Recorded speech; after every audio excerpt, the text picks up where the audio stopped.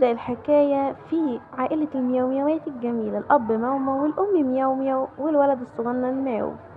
الأم مياو مياو فجأة بتتعب وبتضطر إنها تعبانة جدا، والأب ماو أول ما بيشوف الأم هو والطفل الصغنن ماو بيجروا بسرعة يرنوا على الإسعاف. بسرعة يا إسعاف الحقونا، الأم مياو مياو تعبانة جدا. تيجي الإسعاف بسرعة في الطريق وبتاخد الأم مياو مياو، يكونوا كلهم خايفين عليها ومش عارفين يعملوا ايه. وفجأة في وسط حدث مؤثر الدكاترة بيبصوا لبعضيهم وبيدخلوا الأم مياو مياو أوضة العمليات، وجوزها وابنها ماو ماو ومياو مياو كلهم بيكونوا زعلانين جدا وفي حالة حزن، وكلهم عمالين يعيطوا عليها ويحضنوا في بعض وبيحاولوا يهدوا بعض. ولكن الدكتور للأسف العملية بتفشل والأم مياو مياو هتموت. والأب ماو بيقول له طمني يا دكتور، مراتي هتعيش ولا لأ؟ الأب للأسف اتصدم لما عرف إنها خلاص هتموت وإنها خلاص مش هتعيش تاني. وفجأة بيطلع لهم جثتها وبيقول لهم إن الأم مياو مياو خلاص ماتت. بيعيطوا كلهم وفي حالة انهيار، مش انصهار بقى، انهيار. وعمالين يعيطوا وفي الآخر بيروحوا معايا عشان يكفنوها للجنازة، وبعد كده بيرجعوا يكملوا حياتهم، لأن الحياة مش هتقف ولكن لازم تستمر. وبيعمل لهم الأكل بقى وبيبقى أب كويس جدا، بيحاول ان هو يعوض مكان أمه، لكن برضو مهما حاول الأم بتفضل أم ومش بتتعوض. فالأب مياو بيحاول يلعب مع ابنه ويحميه، ولكن برضو بيفتكر أمه وبيفضل زعلان ومش عارف يعمل ايه. وبرضه بيغسل ويكنس ويعمل كل حاجة. وبعد 3 سنين الأب مياو مياو بيتعرف على مياو مياوية جميلة كده، تحفة وعسولة وأمورة. وفجأة بيبدأ ان هو يحبها وعايز يتجوزها، بيقدم لها بوكيه ورد وبيعرض عليها الجواز. تبدأ الميومية برضو تفكر ويخرجوا مع بعض ويبسطوا. في الآخر قرر ان هو يديها الخاتم لما خلاص هي اتأكدت انها موافقة، وقرروا ان هما يتجوزوا. لا ومش كمان كده، هيعملوا فرح جميل جدا وهيرقصوا ويلعبوا وهيعزموا الناس اللي بيحبوها. حتى الماوس الصغير هيكون مبسوط جدا جدا جدا في الفرح، وهيرقصوا ويغنوا وهيحسوا ان اللي حصل كله حتى لو مياو مياو اللي ماتت مأثرة فيهم، ولكن قدروا ان هم يكملوا حياتها. واكيد الميومياية لو كانت موجودة كانت هتكون مبسوطة ان هم عايشين مع بعض مبسوطين. والماوس الصغنن اتبسط وكبر وبقوا عيلة سعيدة وكانوا دايما مبسوطين، ولكن السعادة ما بتكملش في كل الأحوال.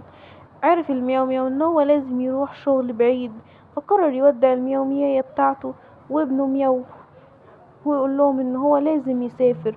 وحضر شنطته وهو زعلان جدا، وخد شنطته وخرج من البيت وهو دموعه على عينه ومش عارف يعمل ايه.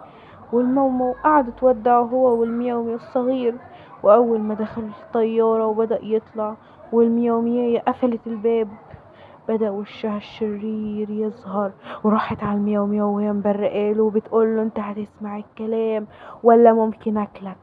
انت ما تعرفش انا ممكن اعمل ايه؟ ابوك ما عادش موجود. وبدأت تخوف المياو مياو، والمياو مياو ما كانش ليه حد وكان مرعوب وخايف. وبدأ انه يسمع كلامها ويطبخ ويعمل الاكل، وبيع كل حاجة بتقوله له بقت تعملها. وهي بقت تاكل وتقوله ايه اللي انت عامله ده، اكلك وحش، وكأنه هو خدام عندها. وخليه يغسل المواعين ويروق وينظف. المياو مياو ما كانش عارف يعمل ايه، وكان بيقول ليه يا بابا سبتني؟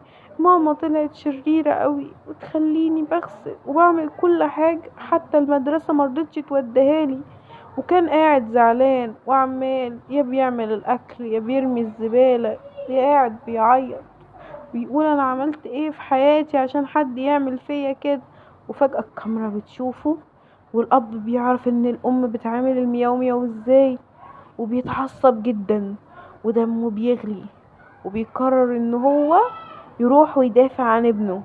اول ما بيعرف عينيه بتتملي بالشر وبياخد شنطته ويجري بسرعة على المطار وبيركب طيارته. بيوصل للبيت على طول اول ما بيركب المطار، سبحان الله يعني.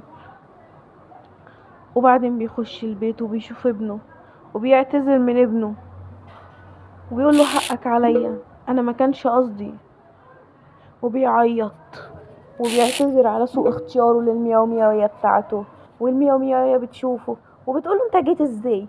هو انت جيت امتى؟ بيقول لها خلاص يا حيوانة، انا قلتلك تعاملي ابني كده. تقول له اسمعني بس، سيبني، اسمعني. يقول لها اوعي ايدك، تعالي لي. قالوا البوليس، تعالى بسرعة، تعالى. قال له في ايه؟ تمام احنا جايين. واول ما طفلوا بسرعة البتاع وخد بعضهم وراحوا. وبدأ البوليس يمشي في الشارع، ووصلوا خلاص على بيتها. قبضوا عليها، قعدت تصرخ سيبوني، سيبوني، انا ما عملتش حاجه، وتعيط حقكم عليا، انا ما عملتش حاجه، انا اسفه، انا اسفه، انا اسفه، سيبوني، سيبوني، سيبوني والنبي، انا غلبانه، سيبوني، سيبوني والنبي.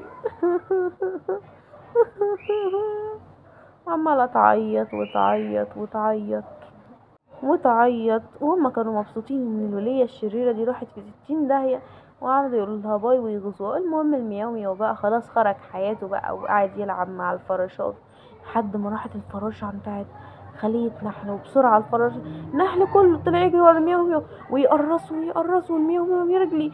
وبدأ ان هو يعيط، وفجأة بدأ ان هو يتحول ووشه يتحول لخلية نحل. بسرعة نزل على المية، اجري يا مياو مياو على المية بسرعة. يجري على المية عشان يستخبى من النحل. وبدأ ان هو يتعب ومش عارف ياخد نفسه في المية، وبدأ ان هو يتخنق، مات، هيموت المياو مياو. تيجي بسرعة حورية بحر ماو ماو صغننة تتعرف عليه وتحاول انها تساعده. بسرعة بسرعة يا مياو مياو هيموت. ويطلعه بسرعة من المية عشان تحاول انها تساعده. بدأ المياو مياو يفوق ويبصلها، شبه امه المياو مياو. معقول تكونتي امه؟ خافت عليه وقالت له مالك، مالك يا مياو مياو، وتحاول تطلعه للشط.